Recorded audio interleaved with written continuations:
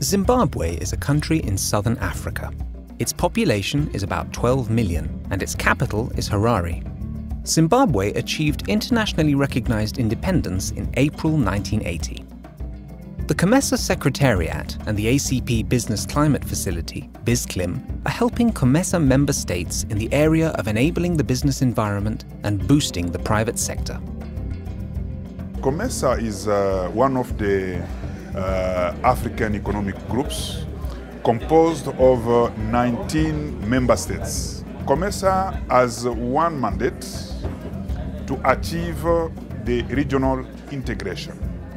And this is the only one mandate. And Comesa is doing that work using two main pillars. We have a trade facilitation program and the investment promotion. For the first stage of this program, we are covering 4 countries, 2 English-speaking countries and 2 French-speaking countries.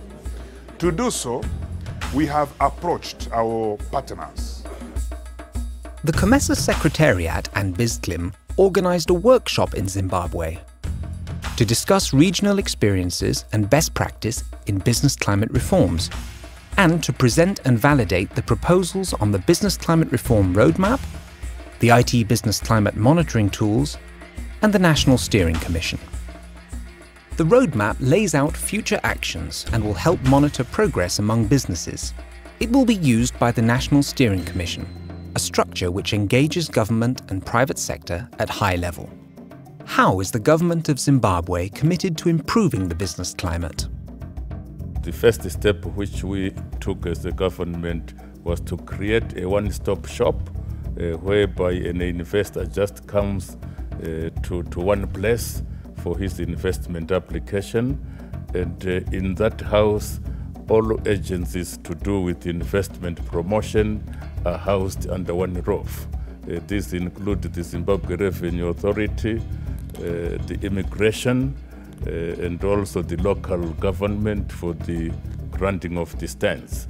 And this has reduced the number of days it takes for an application to be considered. That is from an average of 49 days to an average of 5 days. Aldo Della Riccia, head of the EU delegation in Zimbabwe, explains the role of Europe in this project. The idea is also to make sure that European investors have a clear picture on the conditions of investment in the country, on the markets in the country, on the possibilities of joint ventures.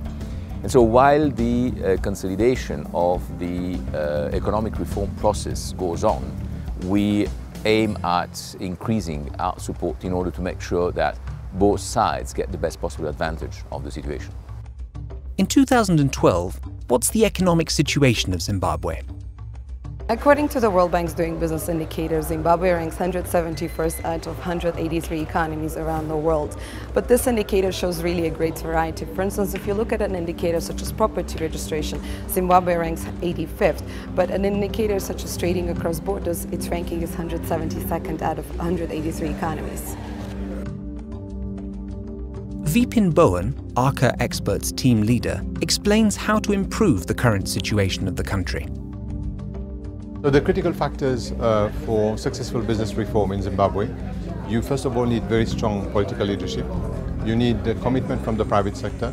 You need a strong commitment from all the government officials. And then you need also to take very bold decisions. Why is this workshop important for the economic development of Zimbabwe?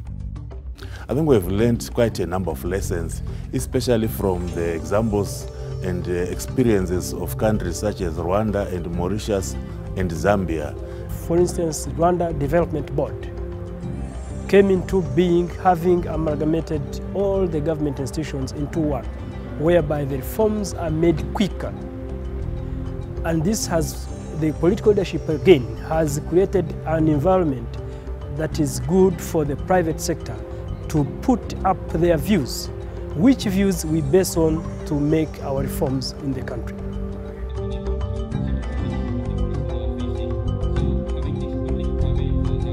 The point of entry to business is creating a company. I think this is the very start of the reform process. This is where really Zimbabwe can learn, because those countries that I have mentioned earlier, Mauritius, Rwanda, they have done extremely well. Because if you can't start your business, you can't do anything. So obviously this is really the point of entry, and this is where, and this sort of reform is not so complicated as such. Our government is centered on the needs of the citizens. The government of Cape Verde adopted this strategic option of utilizing e-government as a way to improve service delivery to citizens and businesses. What are the solutions according to the private sector? We have embarked on economic integration under Comesa as well as under SADC. So we're really looking at what we need to do to facilitate cross-border business for the growth of the economies in this region. The key priority is to set out a reform team that looks at the issues that have been hampering business and then starts working on a program that improves the doing business ranking so that the country is viewed better as an investment destination and as a trading partner within the region. What should be the role of women in the development of Zimbabwe? We do have a lot of highly educated women in Zimbabwe, but you find them mostly in the social amenities areas like nursing, teaching traditionally. But recently, yes, we are finding more women climbing up the corporate ladder in accounting and other, sections, of the economy. But obviously, we'd like to see more women taking up positions in higher offices where decisions are made. In my country, Cape Verde, fortunately you can see women playing important roles in the government, in the public sector, and because there are opportunities for women in terms of education, and women have been taken, and there are policies as well to promote equity, to give equal opportunity, job opportunities for women. Why should investors come to Zimbabwe? Zimbabwe has been showing steady reform progress in its efforts to enhance its business environment. In the last couple of years, it passed several positive reforms, which include paying taxes indicator, starting a business area, and property registration process, where it slashed down the cost by 15% of property value. The trade between the European Union and Zimbabwe is healthy. It has doubled since 2009. It is bound to further improve, and the essential strategy is to make sure that indeed this country can take the best possible advantage of the European market. The first reason I would say is that we've got abundant natural resources that can be tapped by investors. Secondly, we have got a population that is well educated and offering a very good work ethics. And number three, this country is centrally located within this region of Comesa. They can come and establish their business here and access the market of more than 400 million people that is offered by Comesa.